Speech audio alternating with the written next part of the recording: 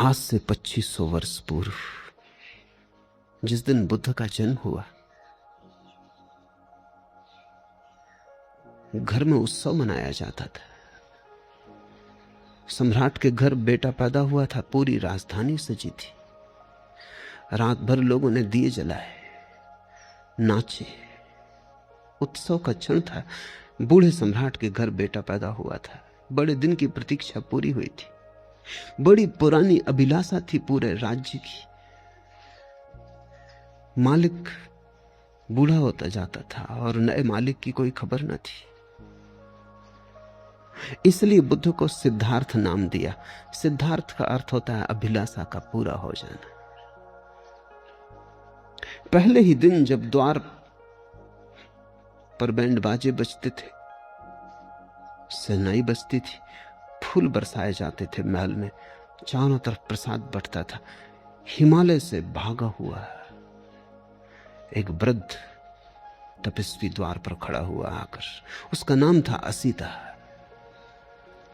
सम्राट भी उसे सम्मान करता था और कभी असीता राजधानी नहीं आया था। जब कभी जाना था तो शुद्धोधन को, सम्राट को स्वयं उसके दर्शन करने जाना होता था। ऐसे बचपन के साथी थे। फिर शुद्धोधन सम्राट हो गया, बाजार की दुनिया में उलझ गया। असीता महातपस्वी हो गया, उसकी ख्याति दूर दिगंत तक फैल गई।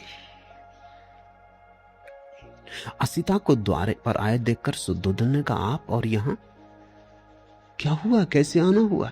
कोई मुसीबत है, कोई अड़चन है? कहे। असीता ने कही, नहीं, कोई मुसीबत नहीं, कोई अड़चन। तुम्हारे घर बेटा पैदा हुआ, उसके दर्शन को आया हूं। शुद्धोधन तो समझ ना पाया। सौभाग्य की घड़ी थी ये कि असीता जैसा तपस्वी और बेटे के दर्शन को आया।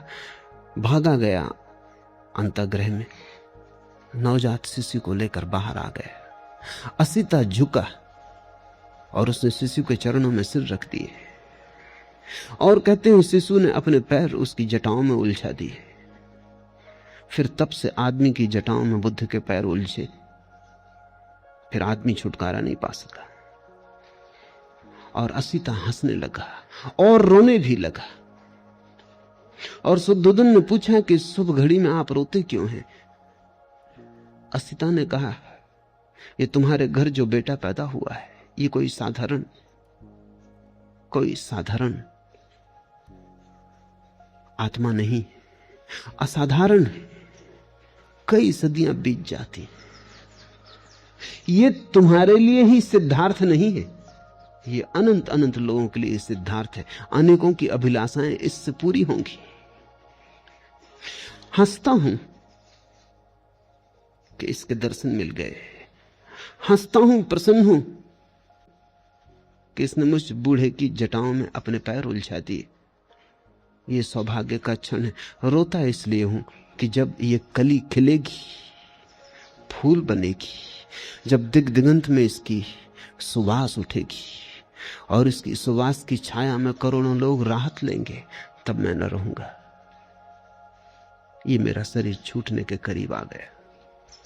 और एक बड़ी अनूठी बात असीता ने कही है, वो ये कि अब तक आवागमन से छूटने की आकांक्षा थी, वो पूरी भी हो गई। आज पछतावा होता है, एक जन्म अगर और मिलता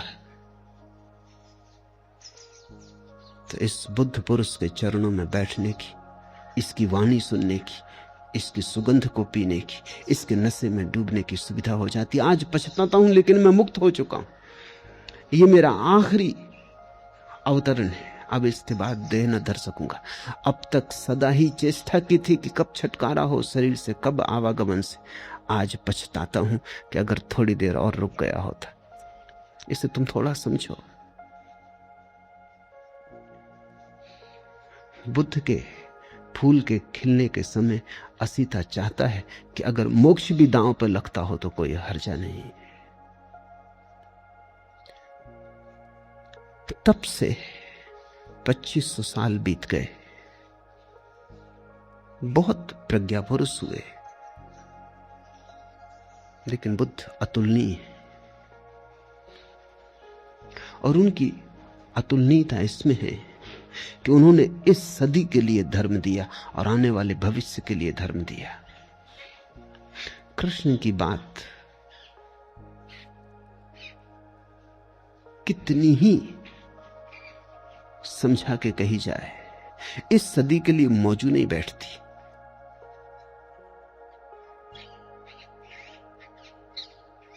फासला बड़ा हो गया है, बड़ा अंतराल पड़ गया है। कृष्ण ने जिनसे कहा था उनके मनों में और जिनके मन आज उसे सुनेंगे, बड़ा अंतर है। बुद्ध की कुछ बात ऐसी है कि ऐसा लगता है अभी अभी उन्होंने कही। बुद्ध की बात को समसामयिक बनाने की जरूरत नहीं है, वो समसामयिक है, वो कंटेम्पररी है।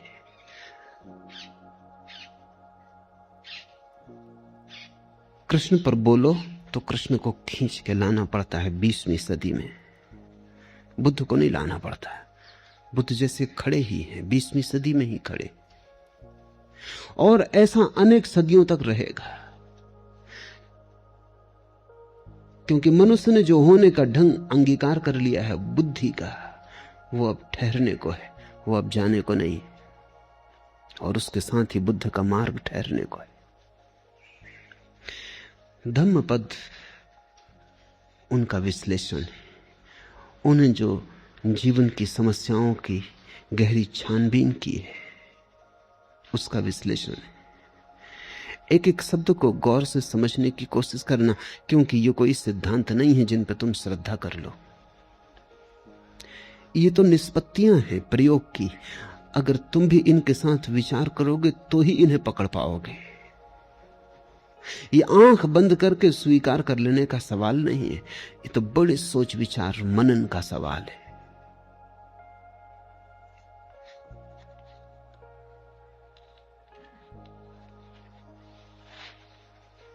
साधारणतः आदमी की जिंदगी क्या है? कुछ सपने, कुछ टूटे फूटे सपने, कुछ अभी भी साबित भविष्य की आशा में अटके। आदमी की जिंदगी क्या है? अतीत के खंडहर, भविष्य की कल्पनाएं। आदमी का पूरा होना क्या है? चले जाते, उठते हैं, बैठते हैं, काम करते हैं, कुछ पक्का पता नहीं क्यों, कुछ साफ जाहिर नहीं कहां जा रहे, बहुत जल्दी में भी जा रहे हैं, बड़ी पहुंचने की तीव्र उत्कंठा है, लेकिन कुछ पक्का नहीं कहां पहुंचना चाहते, किस तरफ जाते हो। कल मैं एक गीत पढ़ता था शाहिर का, न कोई ज्यादा न कोई मंजिल न रोशनी का सुराग,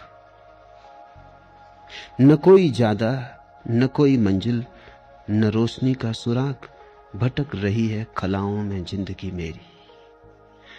न कोई रास्ता, न कोई मंजिल, रोशनी का सुराग भी नहीं, कोई एक किरण भी नहीं, और पूरी जिंदगी अंधेरी घाटियों में, शून्य में भटक रही है, भटक रही है खलाओं में जिंदगी मेरी। ऐसी ही मनुष्य की दशा है सदा से। बहुत सी झूठी मंजिलें भी तुम बना लेते हो, राहत के लिए कुछ तो चाहिए। सत्य बहुत कड़वा है, और अगर सत्य के साथ तुम खड़े हो जाओ तो खड़े होना भी मुश्किल मालूम होगा। सिगमंड फ्रायड ने कहा है कि आदमी बिना झूठ के जी नहीं सकता, झूठ सहारा है। तो हम झूठी मंजिलें बना लेते हैं, असली मंजिल का तो कोई पता नहीं, बिना मंजिल के जीना असंभव। कैसे जियोगे बिना मंजिल के? अगर ये पक्का ही हो जाए कि पता ही नहीं कहां जा रहे हैं, तो पैर कैसे उठेंगे, यात्रा कैसे होगी? तो हम कल्पित मंजिल बना लेते, एक झूठी मंजिल बना लेते, उससे राहत मिल जाती, लगता है कहीं जा रहे हैं। कोई रास्ता नहीं है, क्योंकि झूठी मंजिलों के कहीं कोई रास्ते होते?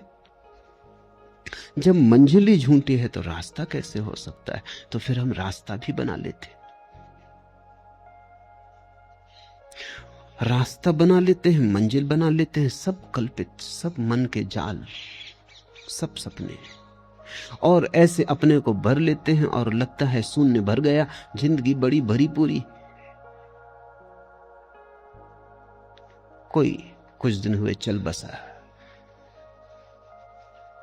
एक मित्र ने आके कहा कि आपको पता चला फला फला व्यक्ति चल बसे, बड़ी भरी पूरी जिंदगी थी। मैंने पूछा रुको, चल बसे ठीक, उसमें तो कुछ किया नहीं जा सकता, लेकिन भरी पूरी जिंदगी थी, ये तुमसे किसने कहा?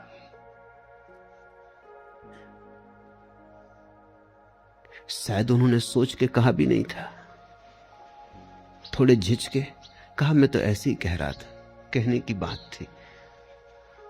पर मैंने कहा तो तुम भी सोचते होगे कि बड़ी भरी पूरी जिंदगी थी, मैं उनको जानता हूं, और अगर तुम मुझसे पूछो तो कुछ भी नहीं हुआ, क्योंकि वो मरे हुए ही थे। अब मरा हुआ मर जाए, इसमें कौन सी बड़ी घटना हो गई?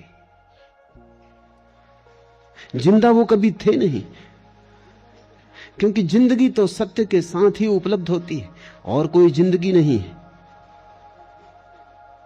लेकिन जो झूठ के साथ जी रहा है वो भी सोचता है जिंदगी भरी पूरी है। कितने झूठ तुमने बना रखे, लड़का बड़ा होगा, शादी होगी, बच्चे होंगे, धन कमाएगा, यश पाएगा, और तुम मर रहे हो। और तुम्हारे बाप भी ऐसे ही मरे कि तुम बड़े होगे, कि शादी होगी, कि धन कमाओगे, और तुम्हारा लड़का भी ऐसे ही मरेगा। जिंदगी बड़ी भरी पूरी जा रही, बाप बेटे के लिए मर जाता है, बेटा अपने बेटे के लिए मर जाता है, ऐसा एक दूसरे पे मरते चले जाते, कोई जीता नहीं। मरना इतना आसान, जीना इतना कठिन। लोग सोचते हैं मौत बड़ी दुस्तर है, गलत सोचते हैं। मौत में क्या दुस्तरता है, क्षण में मर जाते हो। जिंदगी दुस्तर है, 70 साल जीना होता है, और बिना झूठ के तुम जीना नहीं जानते हो, तो तुम 1000 तरह के झूठ खड़े कर लेते हो। यश, पद, प्रतिष्ठा, सफलता, धन, जब इनसे चूक जाते हो तो धर्म, मोक्ष, स्वर्ग, परमात्मा, आत्मा, ध्यान, समाधि, पर तुम कुछ ना कुछ ताकि अपने को भरे रखो। और ध्यान रखना, बुद्ध का सारा जोर झूठ से खाली हो जाने पर है। सत्य से भरना थोड़ी पड़ता है, झूठ से खाली हुए तो जो शेष रह जाता है वही सत्य। गई बीमारी, जो बचा वही स्वास्थ्य।